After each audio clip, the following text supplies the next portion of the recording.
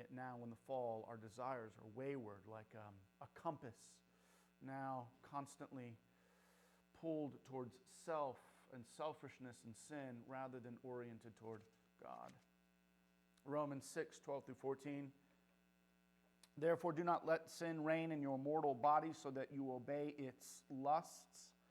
And do not go on presenting the members of your body to sin as instruments of unrighteousness, but present yourselves to God as those alive from the dead, and your members as instruments of righteousness to God. For sin shall not be master over you, for you are not under law, but under grace. Romans 7. We know this one well. I am of the flesh, sold under sin. For I do not understand my own actions.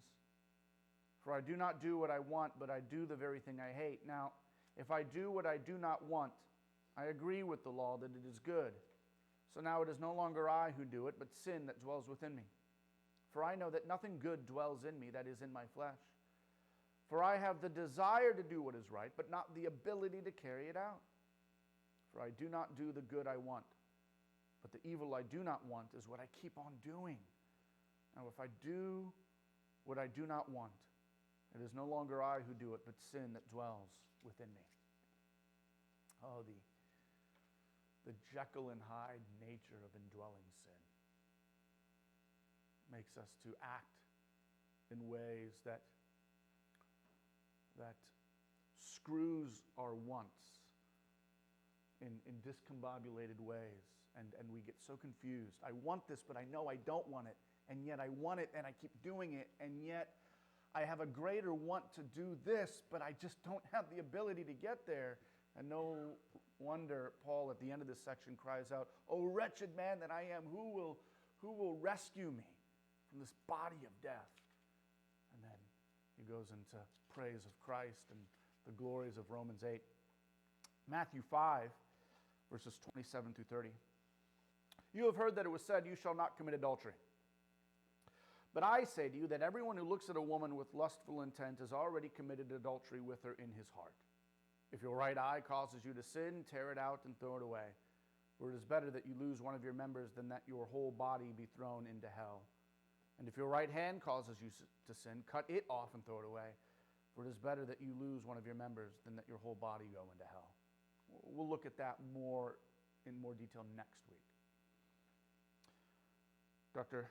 Joseph Pipa, or Joey Pipa, in an article dealing with lust, it says, we're not under the dominion of sin. However, we need to take daily precautions. Foundationally, our families and churches need to foster a culture of chastity, emphasizing sexual purity in thought, dress, language, and behavior. Such a culture begins with parents in the home and office bearers, pastors and church officers and their wives in the congregation. We must carefully use the means of grace, public worship, preaching, prayer, sacraments, fasting, and private and family worship. Above all, we must cling to Christ. And Thomas McCall, this quote was also here last week, but it's good and we'll look at it again. Ultimately, lust is wrong, not because it cares or desires too much, but because it desires too little. More precisely, it desires the most important things too little.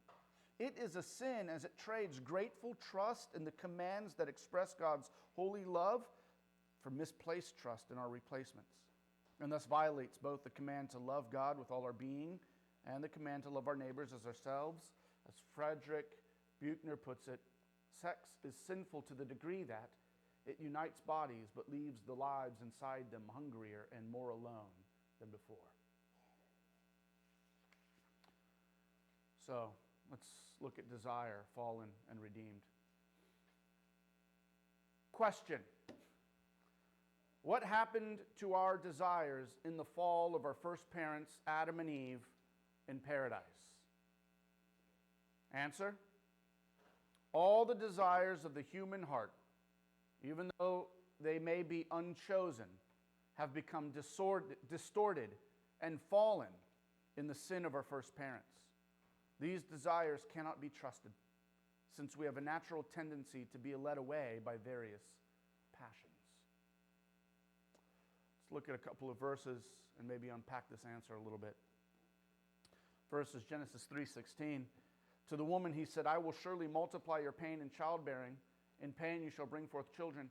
Your desire shall be contrary to your husband, but he shall rule over you.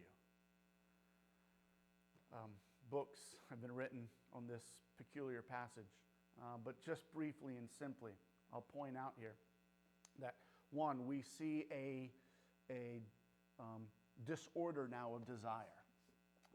Created, Eve's desire in wanting to honor God, her creator, was and also wanting to follow and help her husband, Adam.